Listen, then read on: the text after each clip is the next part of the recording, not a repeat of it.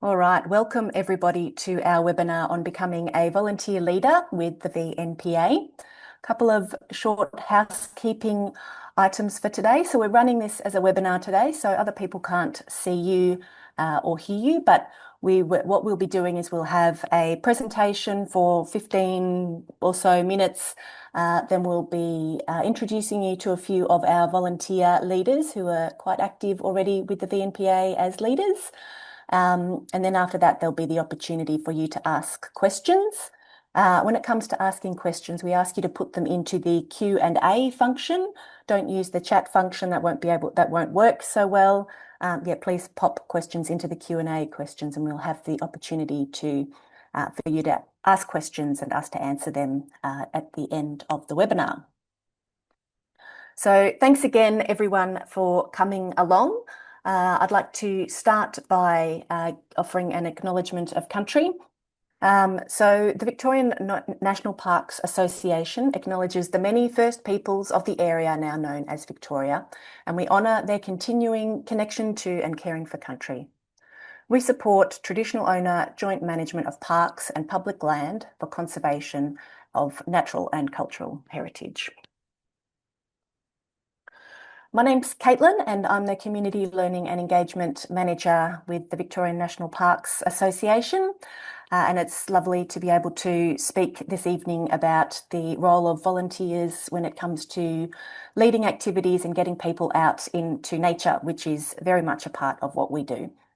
I also wanted to introduce Nicole Mertens. You'll get to see her a little bit later. Nicole's going to step into the role of the Acting Community Learning and Engagement Manager in a couple of weeks because I'll be taking some extended leave.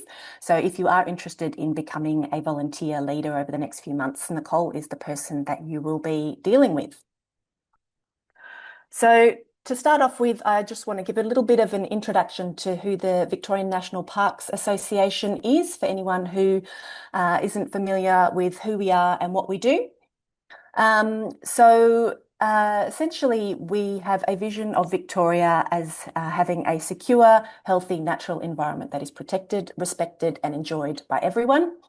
And we have the main ways we go about this is that we work with local communities, scientists, and government, and we advocate for good nature conservation across the state of Victoria. We also do a lot of work with connecting people with nature through citizen science, through activities such as bushwalking, nature-based activities, nature education courses, etc., for all Victorians. And we really recognise that the advocacy and standing up for nature really needs to go hand in hand with people learning about and connecting with and enjoying nature at the same time. And we've been around for over 70 years. We're one of the oldest nature conservation organisations in the state of Victoria. So one of the programs, we have a range of community engagement programs, or community nature programs, and one of those programs is our bushwalking program, which is what I want to speak to you a bit about this evening. And the reason I want to speak about this particular program is that this is the program where volunteers can really become leaders of activities in getting people out into and enjoying nature. So we'll give you the lowdown on how the bushwalking program is really a great way to do that. And it's actually more than just bushwalking. Bushwalking is fabulous, but also there's many other ways that volunteers can run activities in nature as well as bushwalking. And we'll talk a bit about the role of volunteer leaders and how to become a leader.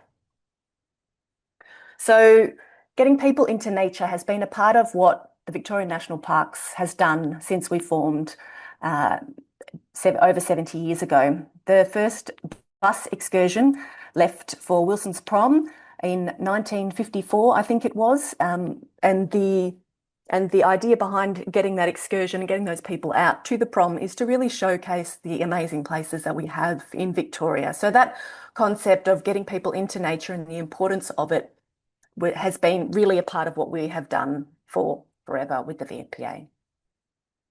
So a couple of our older photos. This is from 1985, people bushwalking down at the prom. This is one from the 70s of people going out on a bus excursion in the 70s to get into, I don't actually know where they were on this particular trip, but getting out and showing and allowing these people to experience nature and the amazing places that we have in Victoria. And this was, yeah, way back in the 70s.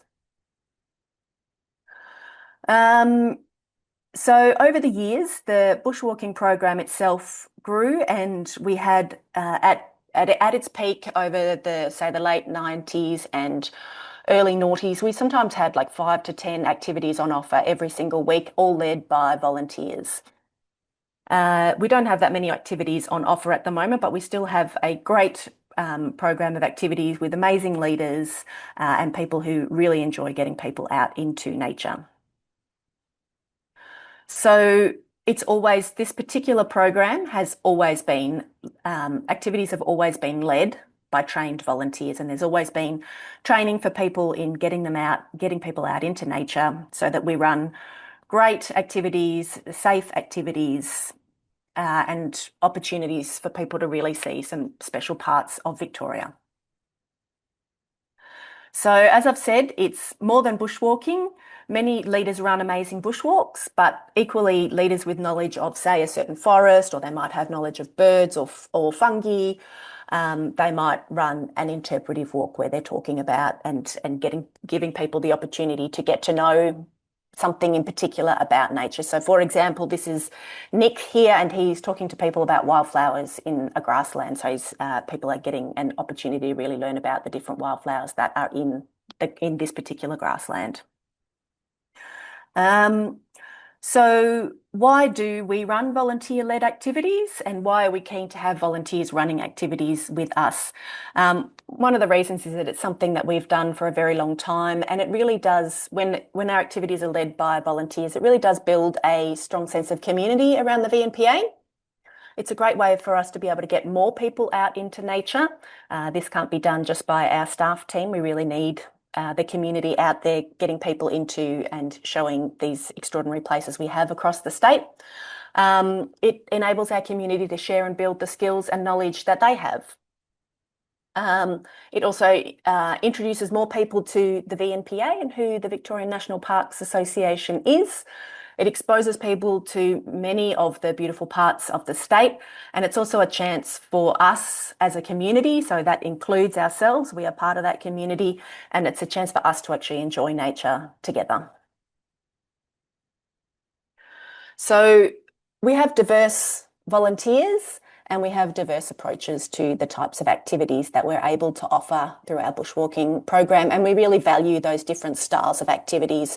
So as I've said, interpreting nature like forests or grasslands or birds or whatever that might be, or it might be a real focus on recreation and doing a very focused bushwalk, which is also really valued, and we really love that. That's something that some people really enjoy and appreciate, is the opportunity to just get in there and take a 17-kilometre walk over a day, or do an overnight hike, or whatever that might be. But also sometimes leaders offer creative activities like photography or drawing, that sort of thing. So those diverse approaches are really valued as well. So Eva, who's one of our leaders that you'll meet a little bit later, is in the middle in the red here. This was an art and nature activity that Eva ran. So a great opportunity for people to get out and learn about and experience nature in a creative and artistic way, which is something that really suits some people. So the types of activities we're able to offer, we have day walks, overnight hikes, base camps. So base camps being where you go and you set up camp for the weekend somewhere and have some day walks going from there. We have this thing called a walk, talk and gawk, which is essentially a walk and a stop and a chat about something interesting, and everyone can gawk at it, is the idea behind the name. So it might be that the leader is talking about the trees because they have a particular knowledge of the trees at that particular site, or it might be that they're talking about the wildflowers. So we do use that name, walk, talk and gawk, for those sorts of experiences. Easygoing ambles, so just really easy walks. They don't necessarily need to be really challenging walks. Some people love easy walks, some people enjoy challenging walks, so it's great to have a mix of those opportunities. We do offer bike rides. We have had people offer mindfulness or nature connection activities in the past, and it would be lovely to offer more of these sorts of opportunities. We've had people who run birding, people who run wildflower wanders, art and nature, all those types of activities. So you can see here, this was a recent activity, an overnight hike to Barry's Creek at Wilson's Prom, which was led by Denise and Anthony Fernando. So that's Anthony Fernando with the pot in his hand and the big blue coat, who was leading that particular trip. They also did some citizen science on that particular trip as well. They were looking for a particular type of parrot down at the prom on that overnight hike. So it was a particularly interesting activity, and that certainly attracted a certain type of people who really wanted to have that sort of an experience. So there are activities that we don't do and we can't offer. So we don't offer a lot of the higher risk activities because it's not something that's covered by our insurance. So abseiling and rock climbing, canoeing and kayaking, scuba diving and snorkeling, they're not things that we offer as part of this program in this way. Swimming, skiing, snowshoe walking, and this one's a little bit interesting, but conservation activities that use power tools. So we are actually able to get people out and do some tree planting or that sort of thing, but not if we're using power tools. So yeah, so there's some of the things that we don't offer. So as far as the benefits of being a volunteer leader go, there's quite a few benefits. I'm sure you can think of some off the top of your head. I've got a list on the next slide of some of the different types of benefits, but there might be others that you have in your mind as well. And some of the leaders that you hear from later might be able to share some other benefits if there's something missing from this list. But there's the satisfaction of providing an enjoyable day out for the people on your activity. There's the way that the role contributes to the building of the VNPA's community. There's exposing the participants to beautiful parts of Victoria that you really love and being able to show people these places, meeting and making new friends, developing new skills and having new experiences as a leader, building self-confidence and leadership and organisational skills, sharing good times and experiences with like-minded people, giving something back to the Victorian National Parks Association and which you really, and as well as giving something back to nature by really building that connection of people to the Victorian National Parks Association and to nature, and the appreciation and the acknowledgement that you get from the activity participants as well. So there's some of the benefits of being a leader. So what do volunteer leaders actually do? So this is sort of the general gist of what happens when getting an activity going as a volunteer leader. So the first thing is choosing what to do and where to go. So as a volunteer leader, you actually get to choose those things as long as it fits within our guidelines, which I'll tell you a little bit about later. Get to go and trial your activity. You then submit the details of your activity to our activities calendar for approval. So we've got a form where leaders submit their activities, and we've got a range of questions and things that people need to know when they submit their activity.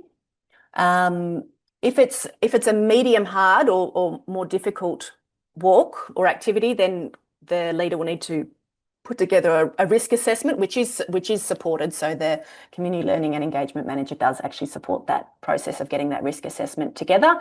Otherwise, if it's a lower risk activity, we've got a standard risk assessment that all the leaders use. Then there's taking inquiries and registrations, supporting people who've registered with any needs that they might have. So if people have a particular need or need a bit of support, you can provide that support if you're able to, or reach out for help to the VNPA to do that. Communicate the final activity details with the participants. So that's generally in the form of an email that goes out, and a lot of that email is pre-prepared, and we've got a fair bit of information that you then just need to finalise to make sure all the correct information is in there. Then coordinating a group of people to meet at the same place at the same time.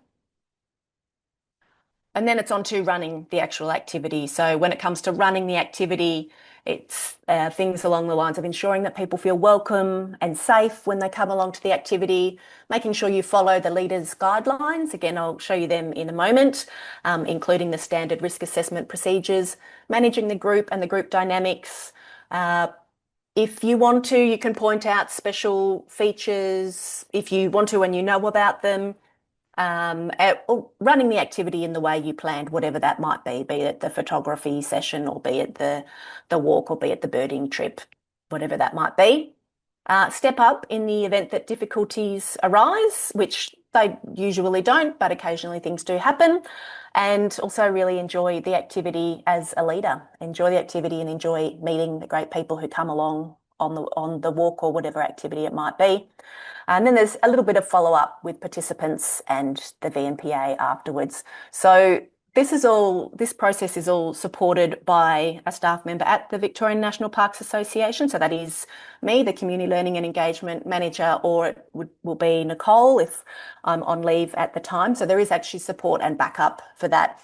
And we also have a subcommittee for our bushwalking program as well. So you'll meet some people from that subcommittee as well who are also part of supporting leaders in that process. So it's not that leaders are on their own to run these activities. There is the support and backup for leaders through the process. And I'll talk to you a bit about the Becoming a Leader process as well and the support that's offered for that. So the types of skills or interests that we look for and hope for in volunteer leaders. So the main ones really is that people have a keen interest in getting people into nature. That's really one of the key ones and one of the most important ones. That the person has leadership potential and leadership interest, so actually interested in leading activities, that the person's able to engage well with a diversity of people, and that they're really interested. They're really the important ones here. So some leaders might have a strong knowledge of nature, and that's really great, but it's not essential. It's not something that we require because there's different ways that people can run activities. Some people are passionate about overnight hiking. Some might have photography skills to share. So these are all really great, but again, all not requirements. These four earlier points are the ones that we're really keen for people to have. And just the point on the types of activities that we run and have, really the more diverse skills and knowledge our leaders have, the more diversity of activities we can actually offer. So we don't expect everyone to have the same level of skill or knowledge about being able to identify plants or birds or whatever it might be. Having a real mix of people who run different types of trips is really great and have different skills or interests. Running day walks is fabulous. Whatever it might be, we like to celebrate that. Some of the things that leaders are required to have, so we do need leaders to have a valid working with children check. We do need leaders to be a member of the VNPA, and we do need leaders to go through a mentorship process to become a leader. And I'll tell you a bit about that in a moment. We do also need leaders to have a current first aid qualification. With this first aid qualification, VNPA can actually cover the cost for leaders and support leaders to undertake first aid training. But also when people are going through a mentorship process to become a leader, first aid qualification isn't actually required as long as the mentor has a first aid qualification. So that's just to make that process a little bit easier and for people to figure out if that's something that they're really keen on while they go through the mentor process as well. So yeah, we do really support leaders to get their first aid qualification though. So something to keep in mind.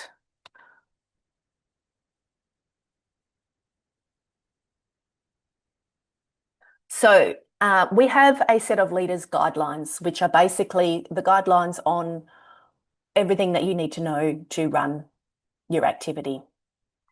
I'm not going to share all the details of that with you now because there's a fair bit to it.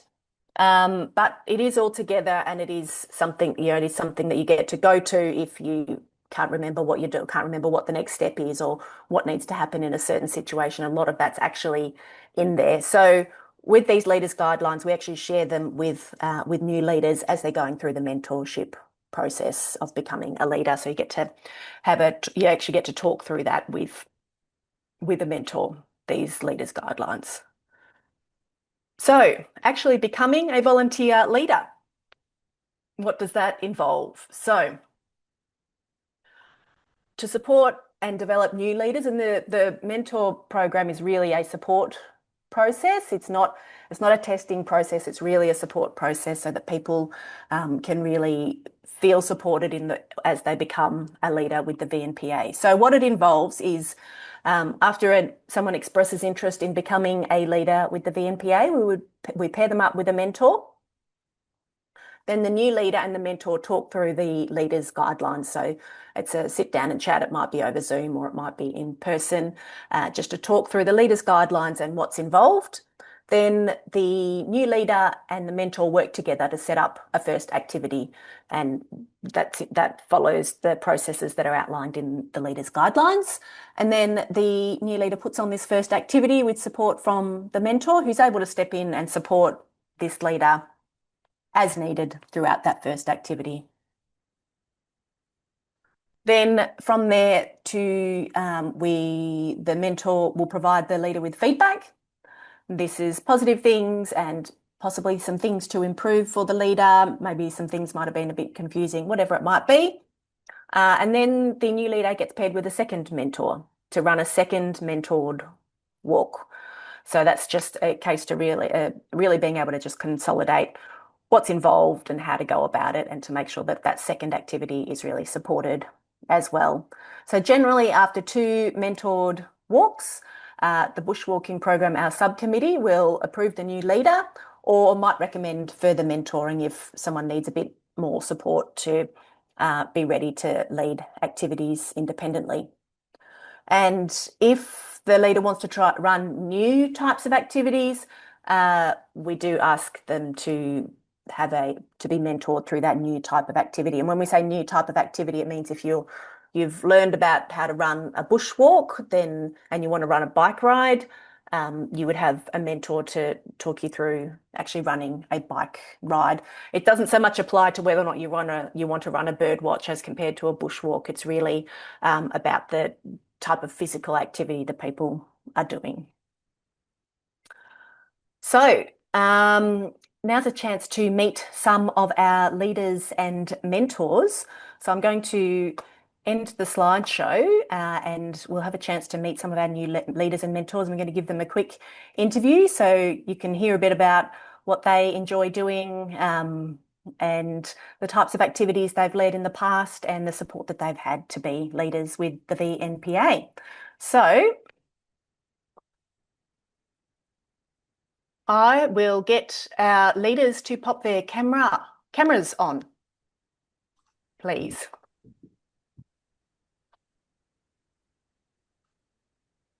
All right. So we have here, we have Pavey, who's a very, very new leader who's done her first mentored walk and has her second mentored walk actually coming up this weekend. We have Richard, who's been around for quite some time as a leader. We have Eva, who has also been around for a while, and Izzy, who's fairly new still to leading with the VNPA. So I'm going to ask them a few questions so you'll get to hear from actual leaders on what they enjoy doing, etc., and the types of walks they've offered. So Richard, I'll get you to unmute yourself. Hello. Hi, Richard. All right. So first question for you, Richard. When did you become a bushwalking leader? Oh, it was a long time ago. So long ago, I'd say maybe 20 years ago, be about then. And I've led walks on and off. Some years I've led a number of walks. Over the years, I've led none since then. Yep. So sort of varied depending on what's going on. Yes, that's right. Yep. Amazing. So what are a couple of trips that you've run for the VNPA community that you personally have really enjoyed? I suppose a range of things. One that particularly stands out is a trip to Walls of Jerusalem National Park in Tasmania. We squeezed 10 people in 2 smallish cars, went over on the ferries and spent Cup weekend over there. And I think we may have had a bit of snow. I'm not sure whether we had snow insurance at the time, but can't help if it snows at night and you're up there. That was a very good trip. Another one was a cycling trip where we got the train from Southern Cross down to Warrnambool and then did the rail trail to Port Fairy and back. Encountered a huge number of snakes on that trip. Even fell off my bike at one stage trying to dodge a snake, and the bike ended up on top of the snake, and I couldn't get the snake out from underneath it. And too much fun on that trip. And then a whole lot of nice, easy ones, just day walks and that sort of stuff, which are really nice as well, like dandelions and that sort of thing too. Yep. Huge diversity of things that you've offered. Yeah, Yeah. yeah, yeah, Yep. yeah. Amazing. How do you actually, this is a new question for you, but how do you actually go about choosing what sort of activity you're going to offer that you want to run? Good question. It would be, I suppose, areas that I want to go, things that I want to do, and also I think a big factor of it is something that I think will appeal to other people as well. Would be the two factors, I suppose. And if you've got somewhere with a campground or something that can leverage, if you can combine something else into it, like a good campsite or even just a fireplace or something like that, that could help too. Take advantage of contacts or whatever that you might have to make it extra special. Yep. Great. So last question, why do you lead activities particularly with VNPA? I suppose one that's just sprung into my head would be VNPA program is quite well organised and supported. I've led with other organisations where you're not that well supported and things are not that well run. So there's good quality assurance with the VNPA organisation. I do like to support in my own little way the work of the VNPA as a whole is good. I'm somebody who likes organising and planning things, and but that's getting less and less organising and planning because the websites and the online booking systems making it easier for people. And probably something I also quite enjoy is during a walk, you'll often, after things that happen for a few hours, you sort of step back and you can just see this group of people who they haven't all met each other before. They're enjoying themselves, they're connecting, they're talking, they're in a new place. And that's quite satisfying to actually just step back and just see all this good stuff happening and know that you're the one who made it happen. Yeah, that'd be my reasons for leading. Yeah. Mm. Yeah, I can concur with that. It's lovely seeing those connections that people build in Yeah. in a beautiful place and enjoying the place and the people. Yeah, absolutely. All right, and Richard is also one of our mentors. So if you are interested in becoming a leader, you may have Richard supporting you to run your first or second activity. So something to bear in mind. You've met him here today, so he's not scary. He's a friendly Yeah. guy. So yep, Please get in touch when you're ready to lead. Looking forward yep, to it. yep, fabulous. All right. So next questions are for Eva. Do you want to unmute yourself, Eva? Yep. Ready. So Eva's also been running walks with the VNPA for quite a while, and she used to lead what was called our under 35s group. So really, which was about encouraging and supporting young folk to come and take part in nature-based activities with the VNPA. But I'll let you talk about that a little bit more, Eva. First question is, can you tell us what motivated you to start leading trips with the VNPA? Yeah, sure. So I think I first started to get into bushwalking at with a university bushwalking club initially, and led quite a few trips with them. And then I sort of outgrew the university club. I wasn't really a student anymore, so I came across the VNPA and saw that there was lots of trips happening with VNPA, and I suppose the ethos resonated with me as well. So I started joining first as a participant, and then what I really liked about leading with VNPA was that there was a structure to the leadership program. So I felt like that was really a step up from my days in the university bushwalking clubs, and I felt that the safety was taken seriously.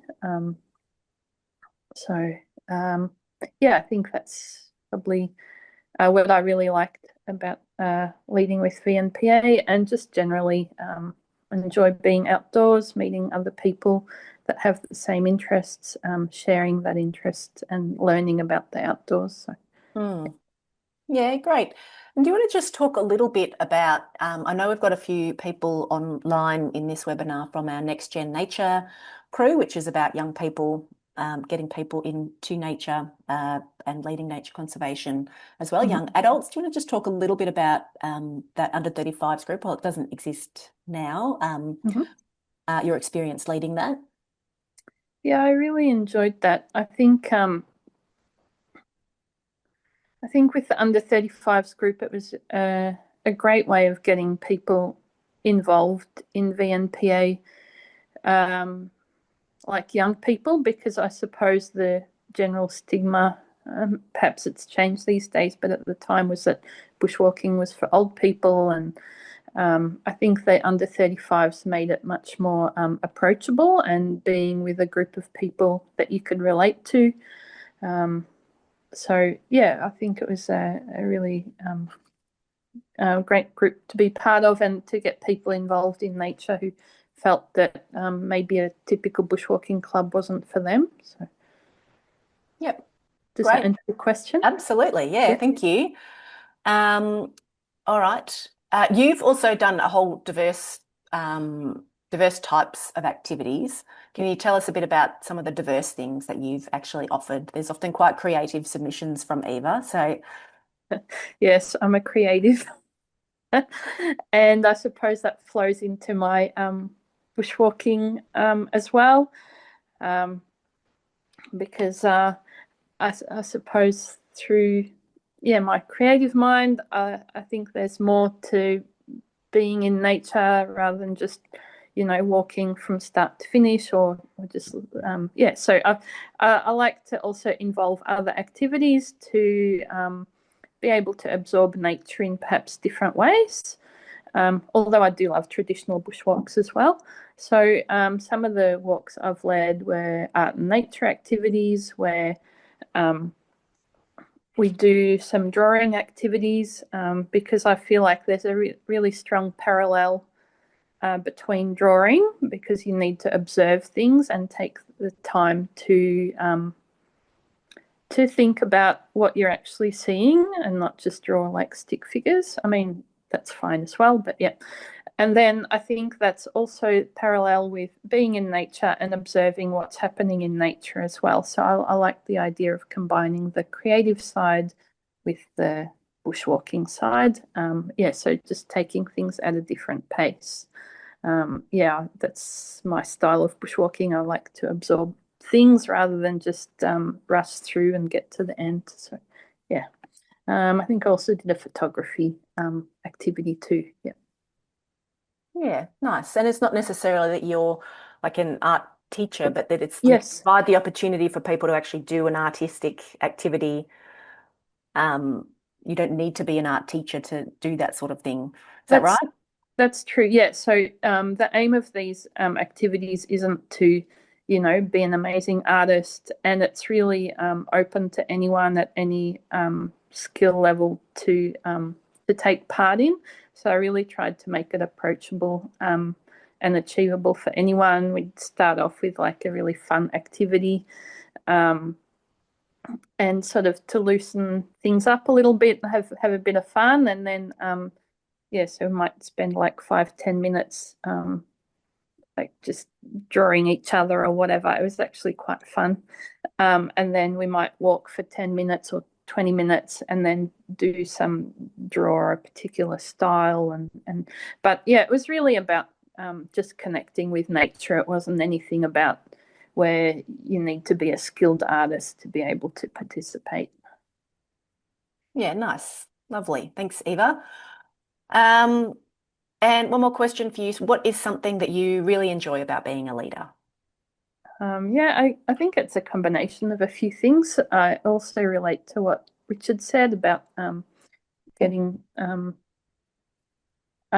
seeing the group of people who connect by the end of the walk and really enjoy the activity, and see people learn something along the way, perhaps see a plant or animal that they didn't know anything about. We might look it up in an app or something and then discover something. So that's one aspect, the learning and the sharing and sort of being part of that community. For me, it's also about strengthening my leadership skills. I feel that after leading walks for so long, that's something that's been a really good sort of self-development type thing, and I've been able to use those leadership skills in my work life as well. And yeah, just meeting a diversity of people that enjoy being in nature, and yeah. Great. Awesome. Thanks, Eva. So Eva is also one of our mentors as well. So if you're interested in becoming a leader, you may well meet Eva along the way, and Eva will be able to offer you some support to get your activity on the go. So thank you, Eva. So I'm going to ask a couple of questions of Izzy now if you want to unmute yourself. So Izzy's actually a relatively new leader with the VNPA and has actually been through the mentor process quite recently. So first question for you, Izzy, is when did you become a leader with the VNPA? Thanks, Caitlin, and hi everyone. So yeah, I became a leader, I'd say at the end of 2023. Yeah, and my motivation was that I'd been a member for the VMPA for a while and been on several activities, which I really loved. But I was finding that there wasn't a lot of walks in the sort of Geelong Surf Coast area. Like there was quite a few on the East Melbourne and Dandenongs in that area. So yeah, I really wanted to sort of run some walks around my area. And also, I think the VMPA does really great advocacy work for nature, and I feel like the activities program is a way to, I guess, see how good that and important that advocacy work is.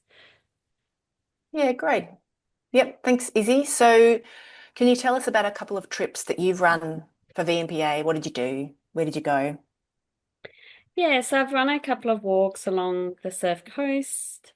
And then last year I ran a bike ride, which was a collaborative effort with Richard, who runs a bike group in Geelong, and Graham Possingham from the Geelong Field Naturalist Club.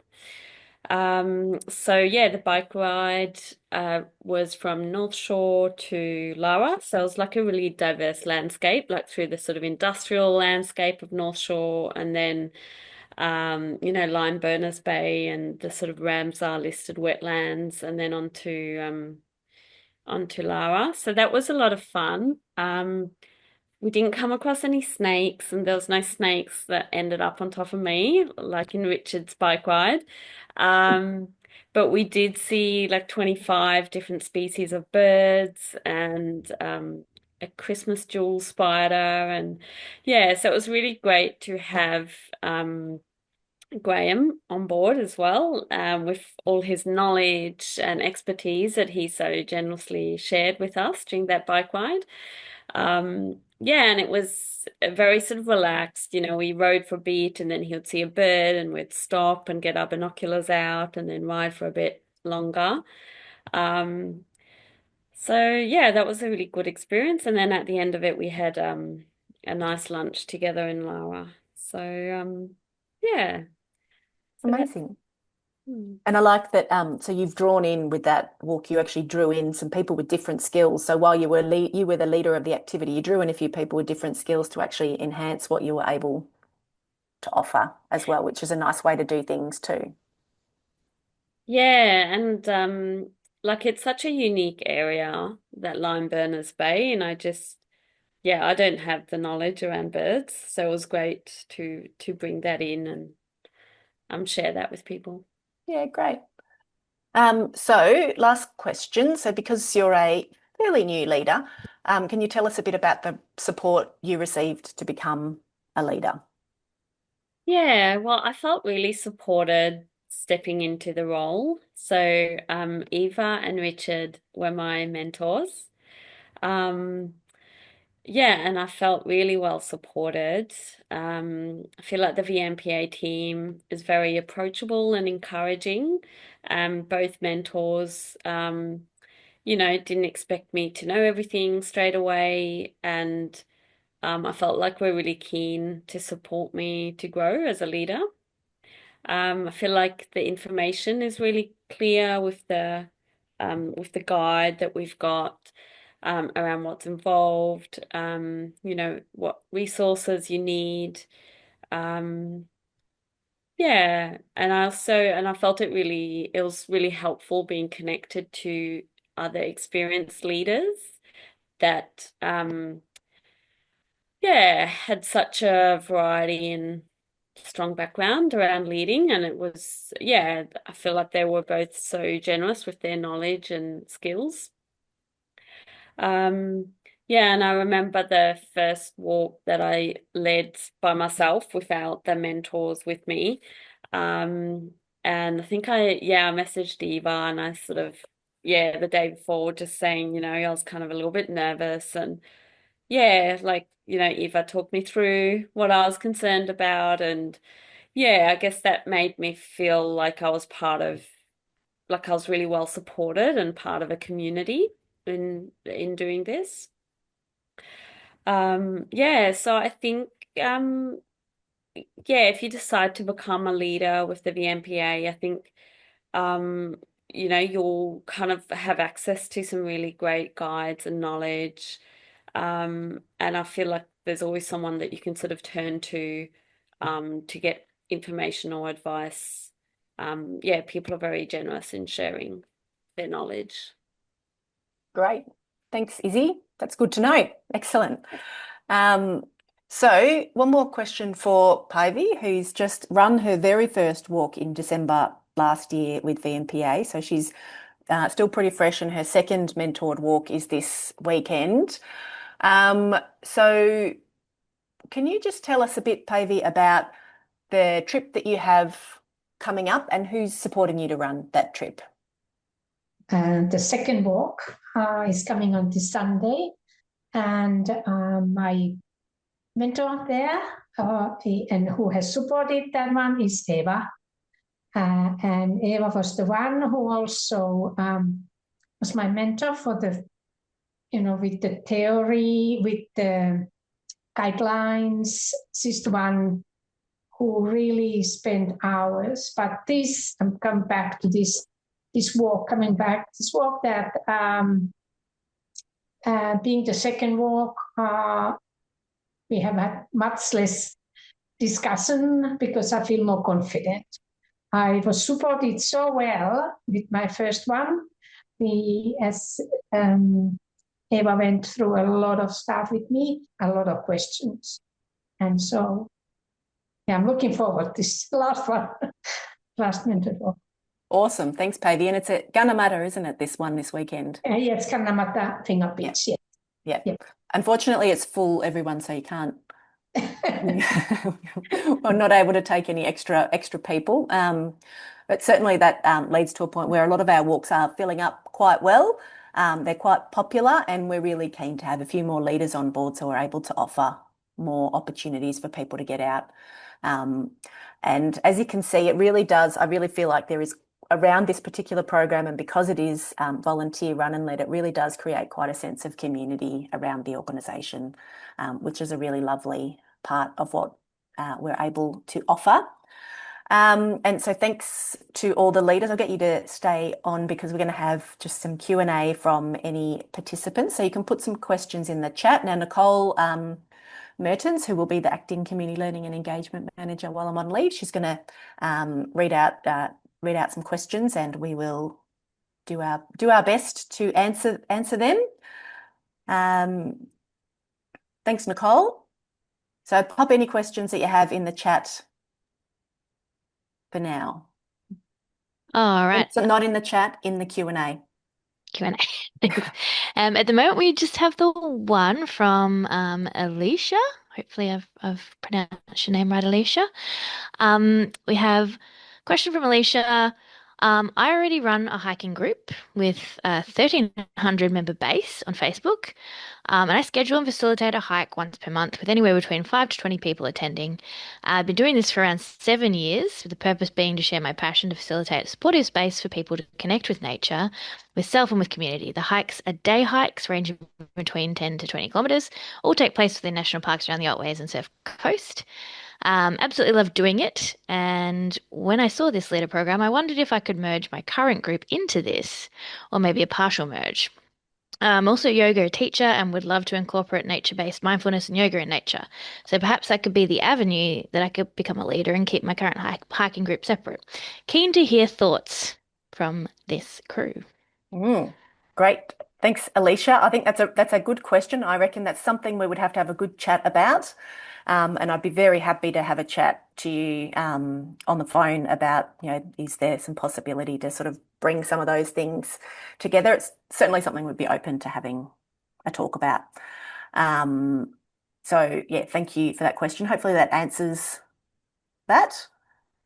Please do get in touch. I'll pop the email address and phone number on at the end, and would love to hear from you. Awesome. Got a question from Ivy. About 10 years ago, I was very active in VMPA and I ran a walk in Studley Park and Yarra Bend Park, maybe 6, 7 times. Do I still need to pre-qualify as a leader if I wish to start running that walk again? That's another good question, Ivy, and I think I'd be very happy to also have a good chat with you about that. It's probably worthwhile you having most likely having another mentored activity with an existing leader. You probably wouldn't need to go through the whole process again, but I reckon we can come up with a support process for you, given that you've been an active leader with VMPA in the past. So yeah, thanks, Ivy. Give me a call or send me an email. Would love to hear from you. Awesome. We have a question from Debbie, and this one is also probably relevant for Caitlin too. Do you run activities for children? So we have a couple of different ways that can happen. So we actually run a program called Wild Families, which is for families to get into nature together and enjoy nature together. So that is one avenue for activities for families. However, if there are leaders, volunteer leaders who wish to run family-friendly activities specifically, we would really welcome that. We don't have them specifically on the bushwalking program at the moment, but we would really welcome a leader coming along who would like to run family-friendly activities. Question from Mick, who's more interested in leading bike rides. Is there a list of suggested routes, or is it kind of just choose your own adventure in that regard too? Does anyone feel like fielding that one? Maybe Richard or Eva? I don't think we have a specific set of routes, but Richard? Yeah, I'll jump in. No, we don't have a list of specific routes. It's choose your own adventure, and it's pretty much the same with the walks as well. We can suggest walks, suggest some rides, but we don't have anything specific. All the rail trails are really good, I find. Yep, and I think you'll find support from other leaders in suggestions and other options. Yeah, so you don't have to necessarily come up with it all. You could check in with a leader. Did you want to add to that, Eva? I agree with what Richard said, and sometimes if I'm stuck for ideas, I look for what other people have done in the past and either do the same thing or a slightly different version. So yeah, it's really up to you what you'd like to lead. But if you're stuck for ideas, you can always ask within the group as well, and I'm sure there'd be some suggestions too. Thanks, Eva. Cool. We've got a question from Sharon. Would it be expected that the activity program participants are VMPA members? No, participants don't have to be VMPA members, is the short answer to that question, but we do encourage them to become members. All right. Follow-up from Ivy. Are the program of walks still published every 6 months? And therefore, do you need to commit quite a ways in advance to meet the deadline? No, so you don't need to do that anymore. So our activities calendar is currently quite live. It's online. So our activities calendar brings together all of our activities across all of our different programs. So it runs quite differently to how it did 10 years ago or so when there was a separate bushwalking program printed and published. It's all online and live. We put call outs to leaders around every 6 or 7 weeks, inviting them to submit activities. And we let leaders know when the promotion for activities are coming up, but it's certainly not anywhere near that far in advance. People tend to submit walks around anywhere from 4 weeks to a couple of months in advance, generally. All right. I've got a question from Penny and a question from Stuart that are pretty similar, so I'll try and combine them. Forgive me if I don't get it quite right, guys. First up, is there an upper or lower limit to how many walks you're required to take people on to be an active leader? And is there a minimum number of walks you would suggest per year, even if there isn't a hard limit? Yep. So there's not necessarily any hard limits. So if you want to run one walk a week, you can. We did have some leaders in the past who would run walks every Monday. They ran trips every Monday as part of this program. We need leaders to maintain their skills, but we don't have a definite requirement. So some leaders will run one activity per year.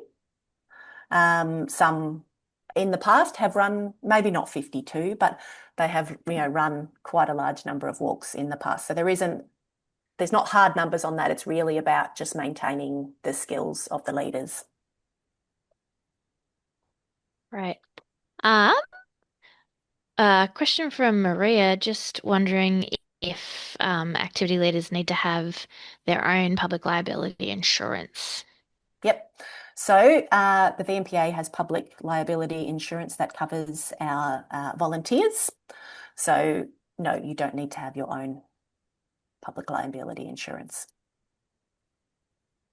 All right. We're nearly done with the Q&A. One last one, which might be, oh no, another one, another one just popped in. Anyway, the question I was going to ask for Stuart, who has been a volunteer track ranger for Parks Victoria, for anyone that's in that same position, what overlap is there between the volunteer roles in each? As in I'm assuming that means maintaining the tracks. I'm thinking. So we don't particularly overlap with Parks Victoria's programs, I think is the answer to that question. Yeah, has that answered your question, Stuart? You could probably pop that in there to let me know if that's an answer to that. So it might be one of those classics for the VMPA where we are separate from Parks Victoria in many regards. We're a different organisation to Parks Victoria. So yeah, we don't have an overlap with that program. All right. Oh, look, a fun one to end the night off. Would rollerblading, roller skating, be allowed as an activity, or is that going to require a little bit too much OHS investigation? That is a great question. I love that. So I'm going to answer it in a very general sense as far as the new types of activities. If we want to offer a new type of activity of that sort of format, we have to go through a process of that going to our bushwalking program subcommittee who would say yay or nay, which would then go to eventually make its way via our governance process up to council who would be approving or not approving a particular type of activity. I am going to suggest that rollerblading or roller skating wouldn't make it, but you never know. So yeah, good question. Thank you. All right. And just to follow up with the Parks Victoria, apparently the role is something along the lines of a camp supervisor. So that might be a bit of a get in touch with us, Stuart, and we can chat through what kind of skills and things and see what the overlap is there. Yep, I think so. Yeah, thanks, Nicole. I think we can probably wrap that up. So as far as what is next, if you are interested after hearing what you've heard this evening in leading trips into nature with the VNPA, we would absolutely love to hear from you. As I said, we've got our activities that are led by volunteers. They really are booking out. There's definitely interest out there and people really keen to come and join us. So yeah, you can get in touch. You can email us on that, activities@vnpa.org.au. You could also call the office. I didn't put the phone number on there, but it's 93416500.